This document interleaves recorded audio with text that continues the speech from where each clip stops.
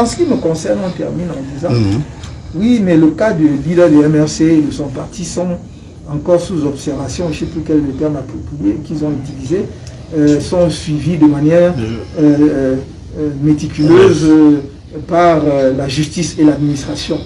Et voilà, on informera au fur et à mesure l'opinion. Moi, je leur dis, ils n'ont pas besoin de se donner tant de mal. D'ailleurs, au lieu de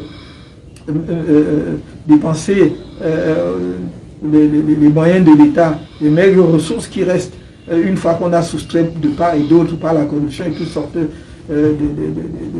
d'atteintes à la fortune publique, pour mettre pendant plus de 2 mois ici des gendarmes et des policiers, qui m'amènent directement en prison. Qu'est-ce qui leur fait croire qu'ils vont continuer comme ça à piétiner les Camerounais de cette façon-là? Qui leur a donné le pouvoir de vie et de mort sur les gens? Qui? Et même s'ils arrachaient ma vie, je ne serais pas le premier ni le dernier à mourir. Qu'est-ce que ça veut dire? Personne ne veut mourir, mais il faut qu'on cesse de croire qu'on peut faire peur aux gens de cette manière-là.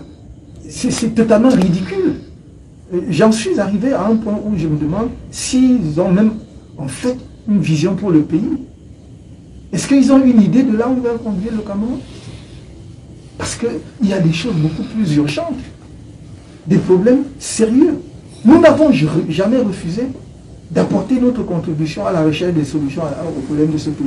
Mais au lieu de cela, on nous piétine. On essaye de manipuler les catégories telles que le tribalisme. On essaye d'attiser la haine, d'inventer des choses tous les jours. Et ça ne va rien changer à l'affaire. Même si je disparais, les problèmes du Cameroun restent.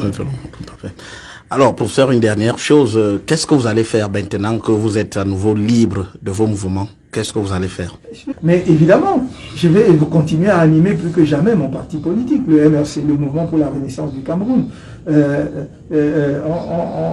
a voulu le décapiter, on l'a peut-être décapité en partie en envoyant nombre de ses cadres en prison, mais nous restons là et ils sont encore nombreux, ceux qui sont libres. On va travailler. On va travailler parce que notre option demeure la même, M. Zoko. Le changement dans la paix et par les urnes. Et ça se travaille. Ce que les gens ne comprennent pas, c'est que c'est eux qui prennent les raccourcis. Nous travaillons auprès de la population. Je peux vous assurer, M. Guizot, que s'ils n'avaient pas la préfectorale avec eux, s'ils n'avaient pas la gendarmerie et la police avec eux, jamais le RDPC, je dis bien, je prononce le nom de ce parti, jamais le RDPC ne ferait même 20% face au MRC.